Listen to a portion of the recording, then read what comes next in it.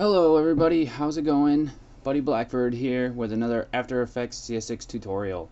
This tutorial I'm going to be teaching you how to use the pen tool to basically mask out or mask in different objects. So we have this picture of some graffiti that I took when I was living out in California, and we're gonna practice using parts of this graffiti. We're going to practice masking parts of it out using the pen tool.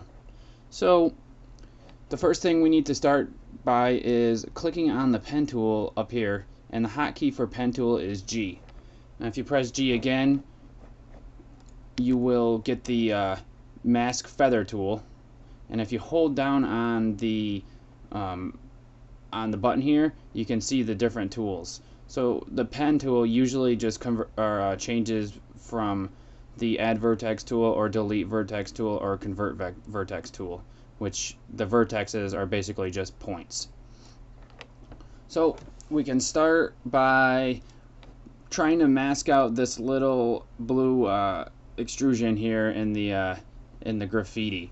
So all you got to do is make sure you have your correct layer selected and click on the image, and it creates a point. Now if you want to go down to your next area and click, and that'll create another point.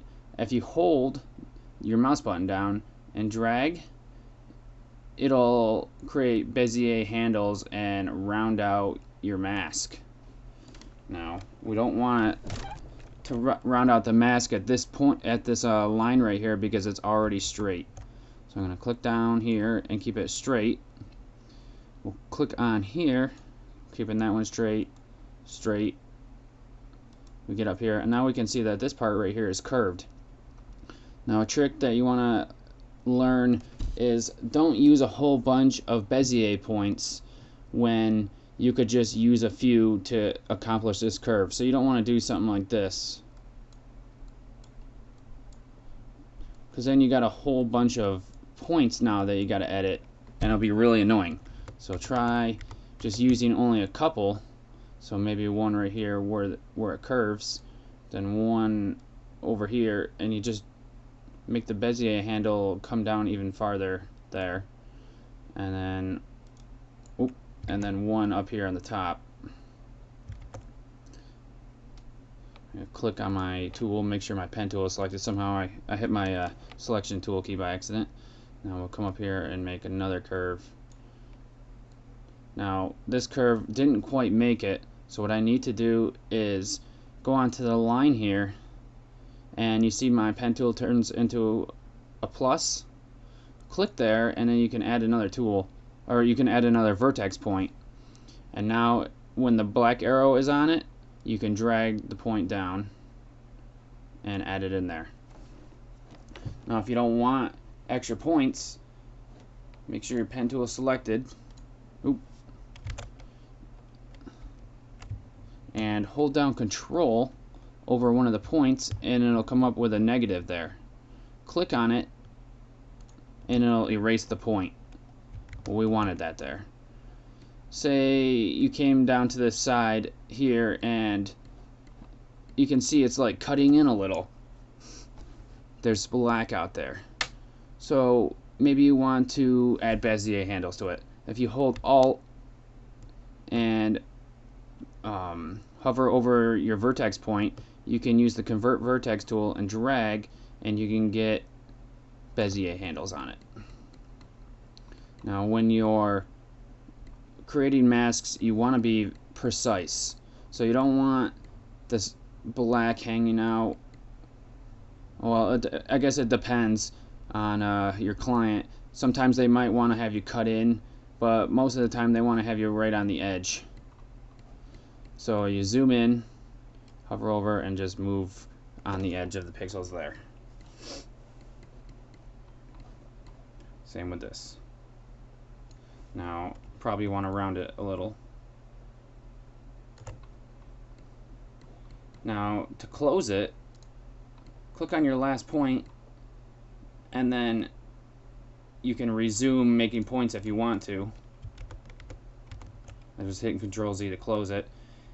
And to close, or to go back, and to close your shape, you click over the first point you made, and you'll see a little circle coming up next to your pen tool cursor. Click, and it'll close for you. Now, it cuts out the shape there, and everything else is gone, obviously. So maybe you didn't want to cut it out. Maybe you wanted to cut it out of the actual graffiti picture. Well, you can come down to here where your mask is.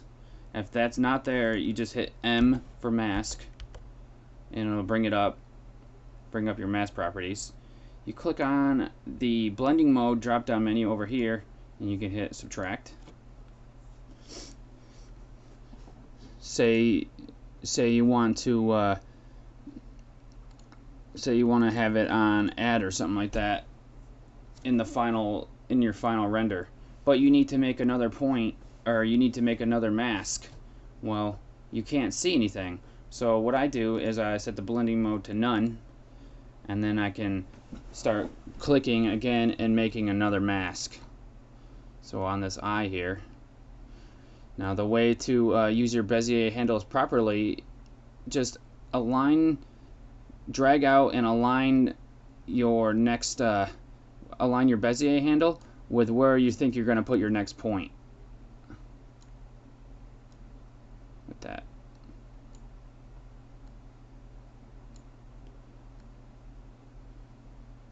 And it takes some practice to get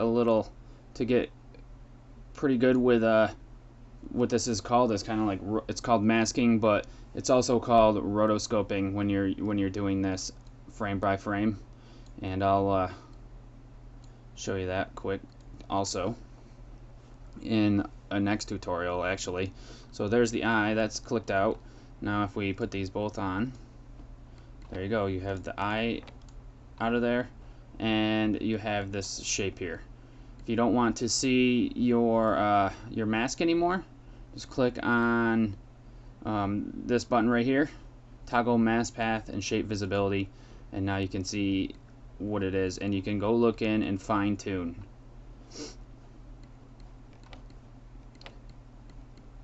So I mean, there's a little bit of blue hanging out here, so I want to come in and fine tune that. Looks like I cut in a little too much right here, so I mean, you can go in and then fine tune your image. You always want to come in and zoom in so it doesn't, and make sure you're at where you're supposed to be so it doesn't look like crap.